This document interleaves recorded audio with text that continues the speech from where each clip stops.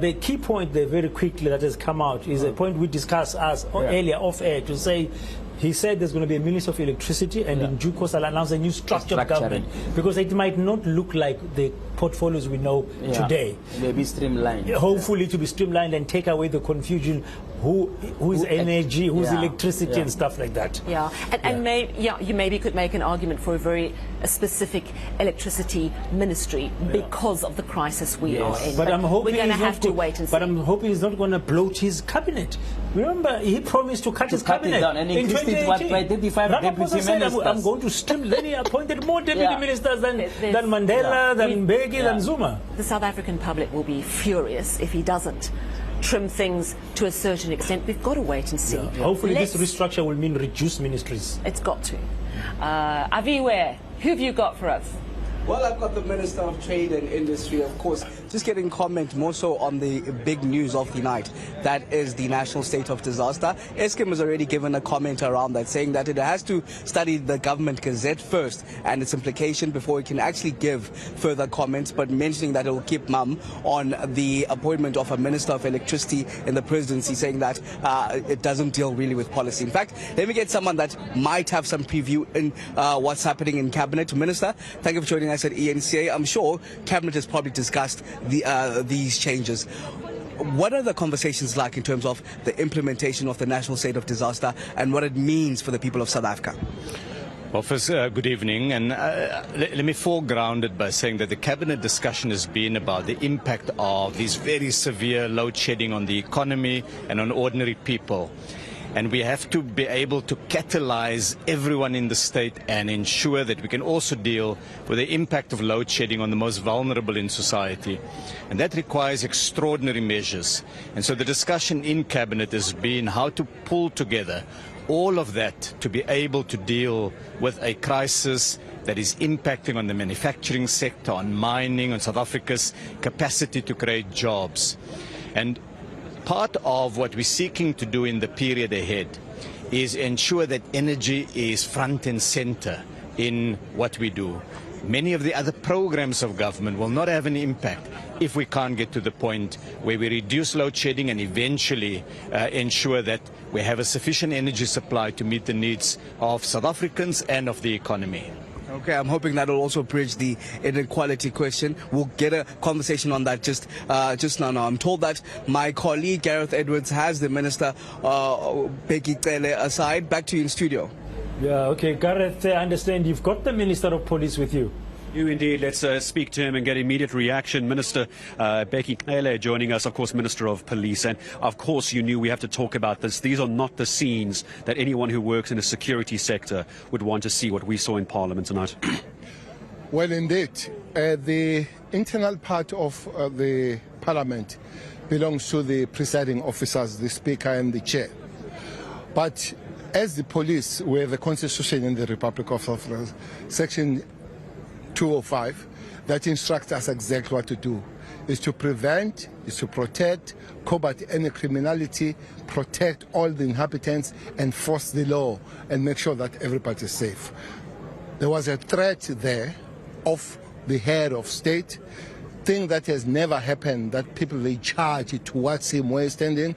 As the police, we have to really act. Remember, we have a history in this country where the Prime Minister was killed inside the chambers, inside the house. So we're not going to wait too much to see if there is blood flowing or not.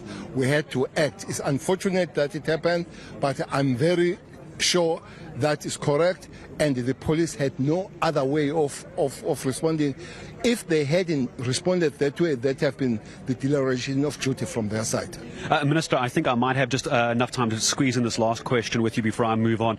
The fact that the EFF charged the stage the way that they did this evening, that's very different to what we've seen before. Is there a different way in the law that can be handled? Was that seen as an immediate physical threat on the president's life? Is that what you're telling me? Well, I'm saying that we have a history in this country. And in this case? We have a history in this country. So to deal with the president, we need to look at your history. something that has never happened before. So we had to respond in a way that we have never responded before. If there is a case and any other thing, we'll follow that. But for now, I believe that police did their job and did that well. If such thing happens again, we'll respond the same way again. Minister, I appreciate your time in coming to speak to us, and I thank you very much indeed. Police Minister Becky Cyril joining us this evening to give us reaction. Of course, we were always going to ask that question, weren't we, Sally and Dan, about how the police and security handled the situation at the very start at 7 o'clock. It was the obvious question, the Minister saying they would have had to do whatever they were legally obligated to do. Thank you, Gareth. And before we go to Siphamandla, I have to just say, the police minister was referencing the murder of HF Vut. Imagine. By its offenders. By its offenders. He said there's a history of this, so we had to clamp down. In a very different time. Fascinating. Siphamandla, over to you. Indeed, the IFP is one of those political parties that had so much low expectations for the State of the Nation address that they said earlier on they were not expecting much from the president. That speech has been delivered. Mr. Hlabisa, what is your take?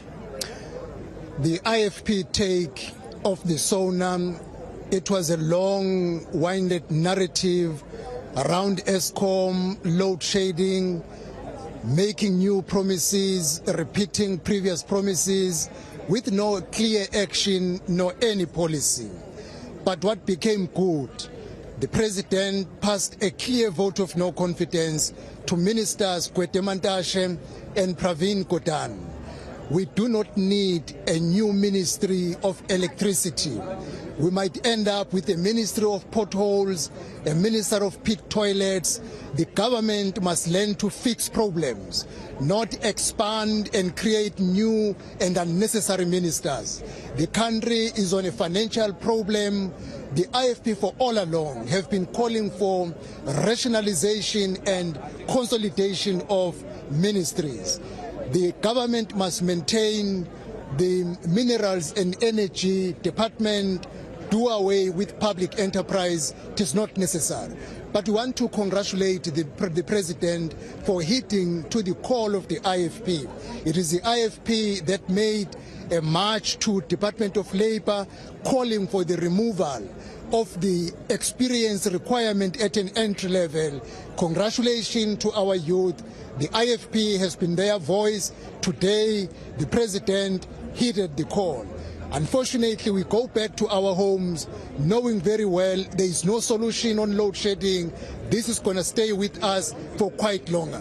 Thank you very much for your time. That is Mr. Venkosi Hlabisa, who's the leader of Inkatha Freedom Party. Okay, thank you very much. Siphamandla, Aviwe, Mtila, you are next there. You've got another cabinet minister with you.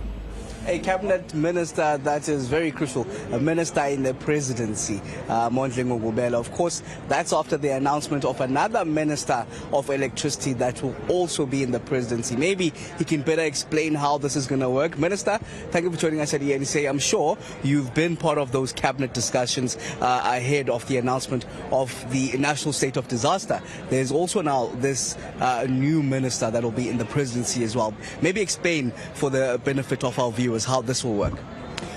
The president, having analyzed and assessed the magnitude of the electricity crisis in South Africa, has thought it necessary that it requires not just a technical focus, it requires a total institutional focus, which comprises both the technical and political capability. In other words, technical decisions are taken, but when you require political decisions, there's a politician readily available to take those decisions. But if there is no political leader in a crisis like this, and there are so many other ministers who are also attached to this, what's going to happen is that those who are deployed technically rely on a number of ministers to take forward critical decisions. So it protects critical decisions both from the point of technical perspective and political perspective. So this is a whole entire new department with the director generals, with a full complement of staff. I don't see it that way, but it will depend. I don't see a totally new department being created. I see people who are dealing with electricity reporting to this minister. They will be, in my view, tweak here and there. But I don't see totally a new deployment because there are already people who are working in electricity, both in terms of technical capability and leadership and so on. There's a board that is working in electricity. I don't see this minister appointing a new board. To the extent that board will be dealing with the electricity crisis, it will report to this minister. Okay, that's you as the minister in the presidency. So a bit of an inkling of an idea of how it will operate with that affirmation that this Minister of Electricity will actually report to the minister that we just spoke to, that is Minister Mondleng Ngubela. Gareth, I understand you have the president of COSATU. Yeah, absolutely, Viwe. Let's continue to get reaction. COSATU President Zengiswa Losi joining us, and we're going to talk business in just a moment, and I mean business, literally, Zengiswa. But can you just quickly do me a favor? Please just lift, I want to say handbag, but now I think I want to say hand can. What is that? Traditional hand can. A traditional hand can. That's a new one. Let's go Google that. A traditional hand can.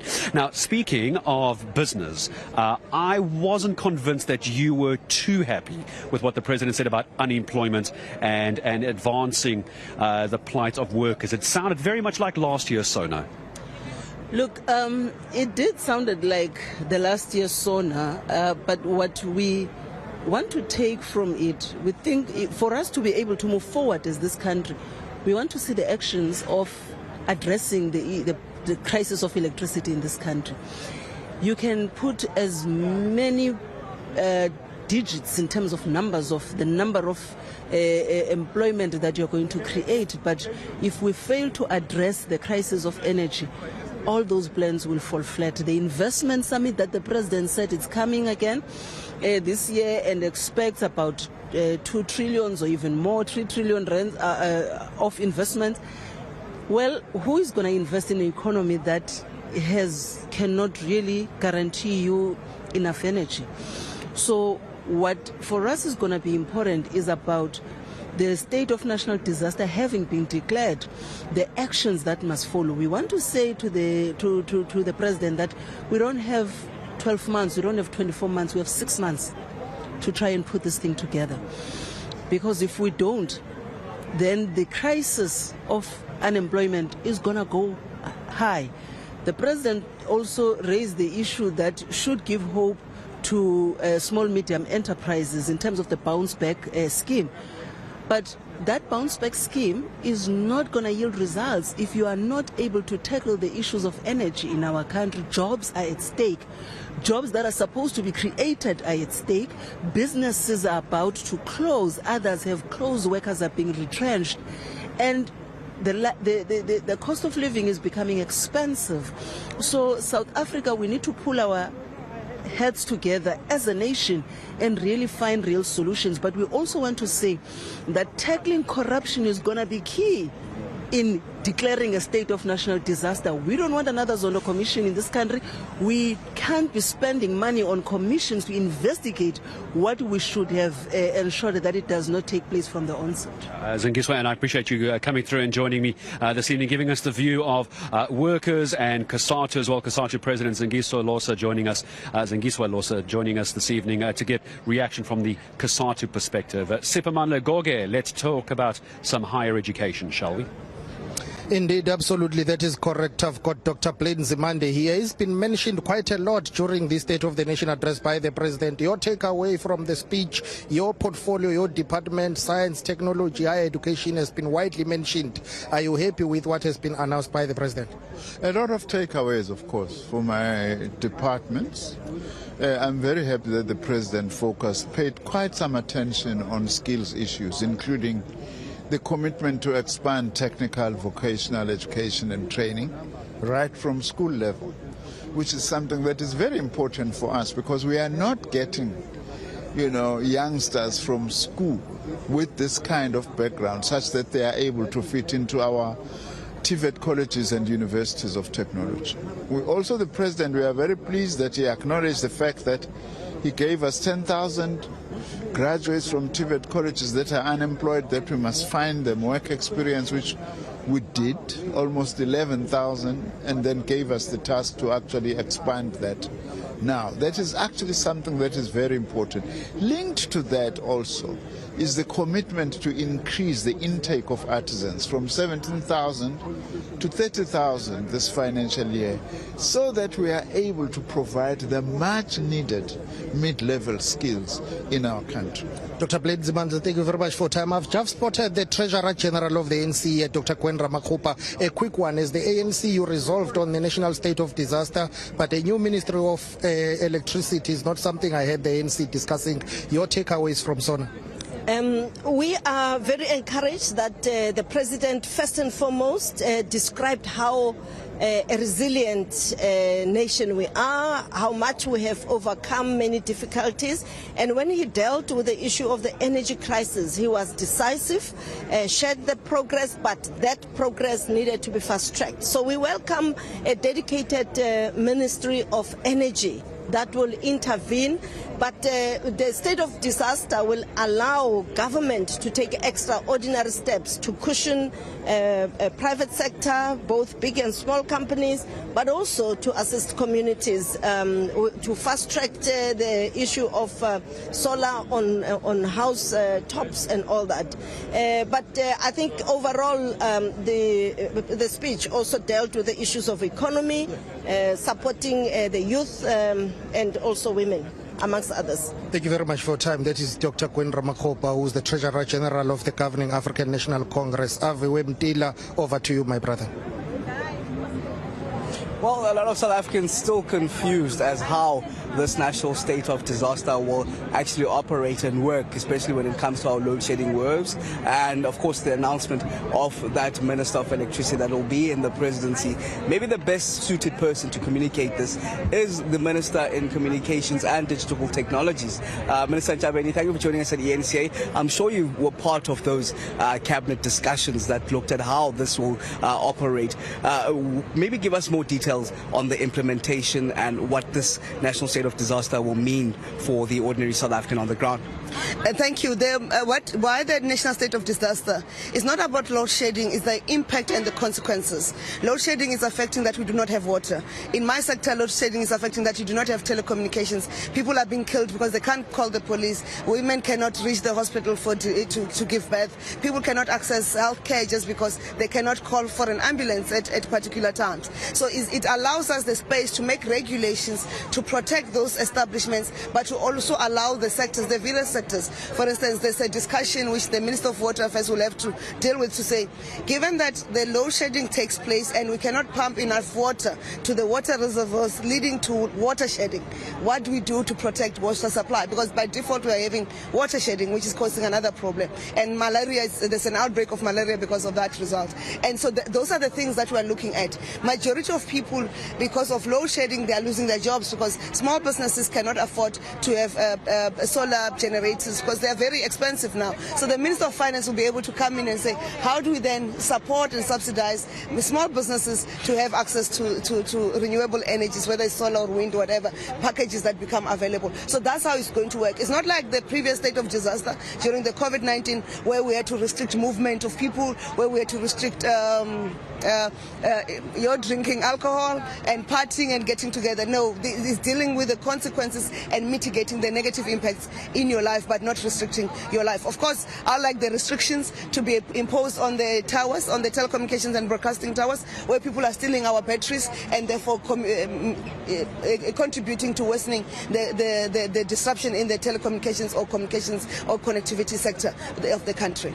An easier sense of load shedding from the minister that was actually mentioned 6 times in that State of the Nation address that was just delivered by President Cyril Ramaphosa. Spamandla Koka, I understand you have the Minister of Health with you.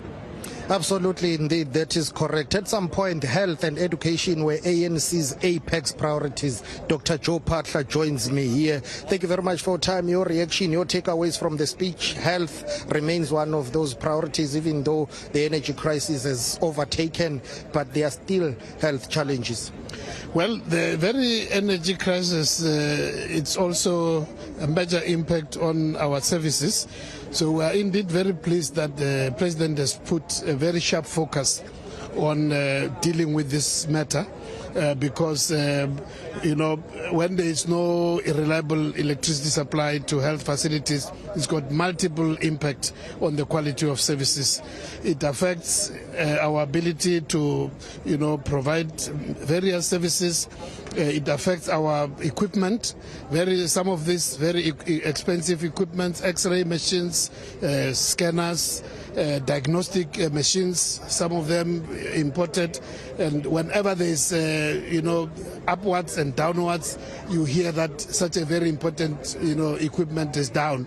So that's why we've been pleading with Eskom to exempt as many health facilities as possible. We have made some progress, but very limited.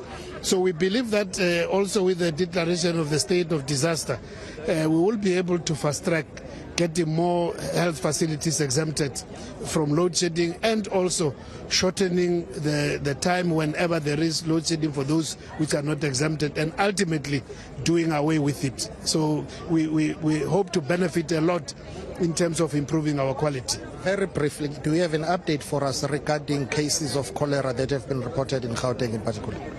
Well, thus far, I'm happy to say to the public that, as we said when we made this announcement, that thus far it's a very limited outbreak, in the sense that these are important cases.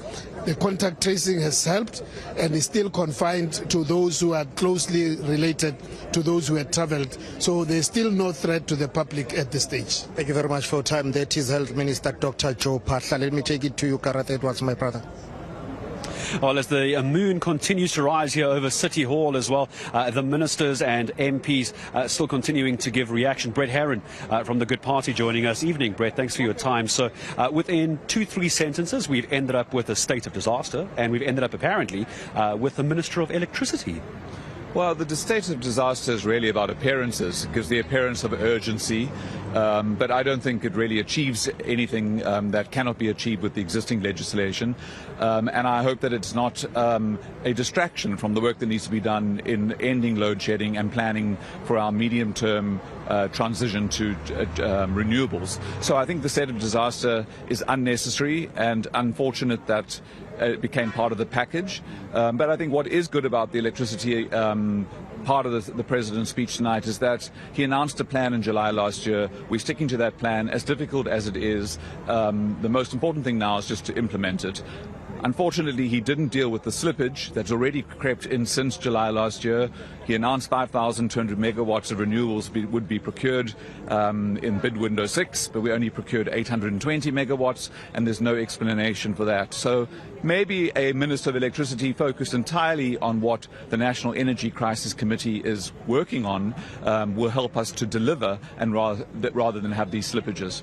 And there was some reaction as well off the talk of the state of disaster and the Minister of Cooperative Governance having to deal with that, knowing the issues we had during COVID. Just as I say goodbye, Brett, your view on that being handled by the Minister of Corporate Governance and how, in your mind, we avoid another COVID-19 PPE scandal? Well, this is my point. I don't think that the state of disaster is necessary.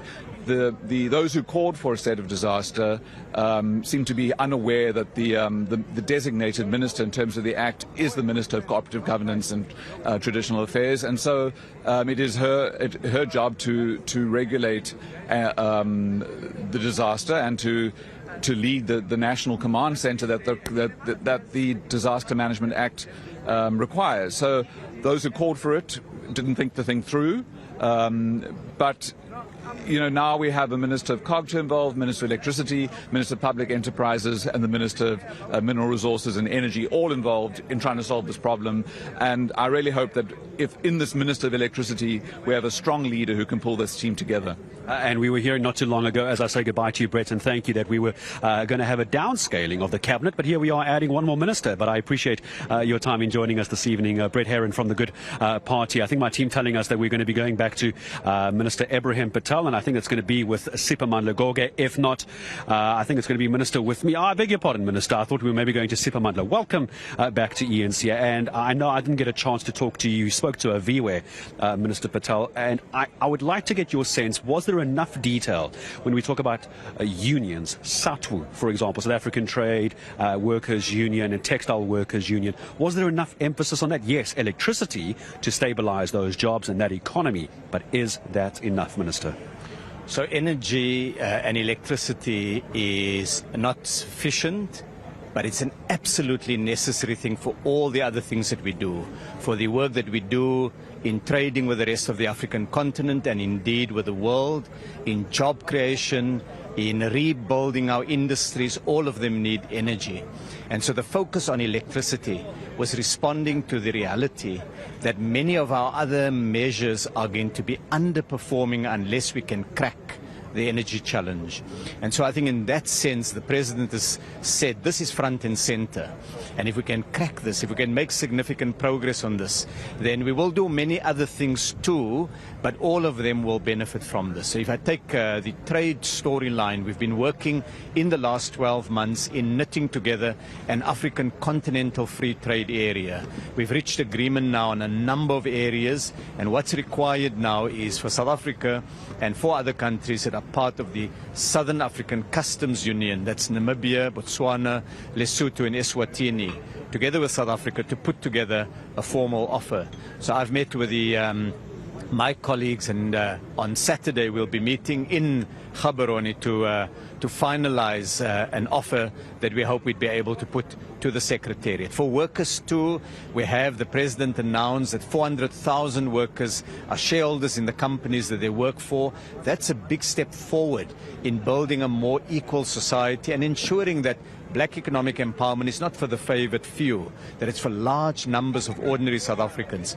But all of that does require a stable supply of electricity. So there are those relationships between these different parts of the SONA speech. And Minister, we're waiting to hear from the Health Minister a little bit. I beg your pardon, the Home Affairs Minister a little bit later with Siphamandla. So I'm going to steal just one more minute of your time as well. And what are the timelines for something like that? Because that is the criticism that the President gets. You'll be aware of it as well.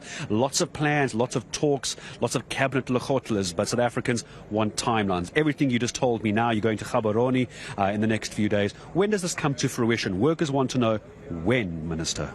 So in a number of these areas, the timelines are not only clear, but they're also very, very tight. So what we want to do is we want to be able to start trading under the African Continental Free Trade Agreement during 2023. It's a big step. It will require many things that are outside of our hands getting right. We need to reach agreement with countries across the African continent. But we're being bold because there has to be an urgency with what we do. We've got to be able to move faster on the various areas. And so many of the issues around electricity too, the urgency that's been injected, the fact that there will be someone in cabinet that will look exactly at energy on a daily basis, not just energy policy in general, but the performance of the electricity grid, is about urgency. I would also say that in a number of cases we're beginning to get things done that were promised and committed to in the last State of the Nation address. And there was this key moment where the President highlighted the progress that are being made in, for example, South Africa's production of cars and bakkies, in clothing, but also the way in which we're bringing more people into the productive process. So it's a good blend between we're achieving some things, but we've got to be more urgent about doing it. We're not going to give ourselves a pat on the back because we know ordinary South Africans in many cases are struggling. Get down to work. Get a little bit of urgency in this thing. We've got to get things over the finish line. I think the exact words, Minister, that the President was using was urgency, but also agile as well. And I think that's what's needed as well. And for the second time on ENC, I'm going to say thank you for joining us this evening. I did want to get the thoughts of the trade elements from your portfolio moving forward. And I thank you again for joining us this evening.